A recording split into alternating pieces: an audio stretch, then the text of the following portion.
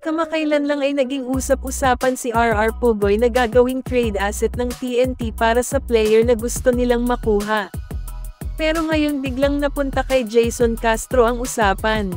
Matapos kasing magtamo ng isang seryosong injury sa tuhod ni Jason na magpapa-sideline sa kanya ng at least 12 months, ay may mga rumors na lumabas na siya ang magiging kapalit kung sakaling gagalawin na nila si Cedric Barefield.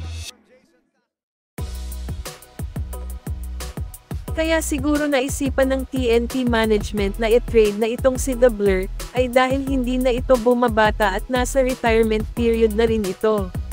Pero in fairness naman kay Jason Castro sa edad ng 38 going 39 sa June, ay hindi mo nakitaan na nag-slow down ang laruan niya. Magaling pa rin ito, sadyang hindi lang talaga maiwasan na matamaan ng injury ang isang player lalo na't gamit na gamit sa laro. Malaking kawalan si Jason sa TNT lalo pat pasok na sila ngayon sa finals. Alam naman siguro ng lahat kung gaano kahalaga ang presensya ni Jason sa laro, at ang pwede niyang makontribute sana sa team nila. For sure, sa ngayon kailangan ng TNT ng isang player na pwedeng ipalit sa naiwang pwesto ni Jason Castro habang nagpapagaling pa ito. Meron man silang Raynam Batak, pero may isa pa silang player na alam kong mas kailangan ng tropang giga. Hindi naman sa wala ng choice ang TNT kung kaya't kukuha na lang sila ng bagong player, sa katauhan ni Cedric Barefield na matagal na rin nilang tina-target.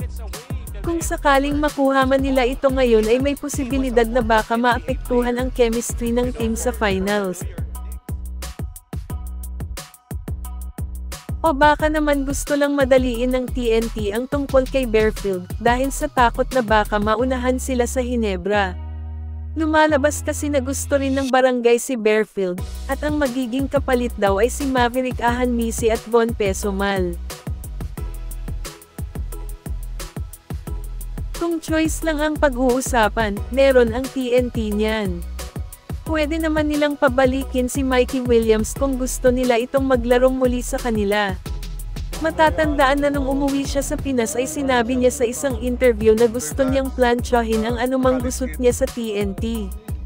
Nagpahiwatig rin ito ng kagustuhang makabalik muli sa PBA, at muling makalaro sa dati niyang team. Sinabi rin niya hindi niya sinasara ang kanyang pintuan. Alam ng nakararami kung ano ang kayang gawin ni Mikey, at dati na niyang napatunayan ito sa TNT. 2 beses nagkampiyon sa PBA, 2 beses ding tinanghal na finals MVP. Sa palagay ko mas kailangan talaga nila ngayon si Mikey.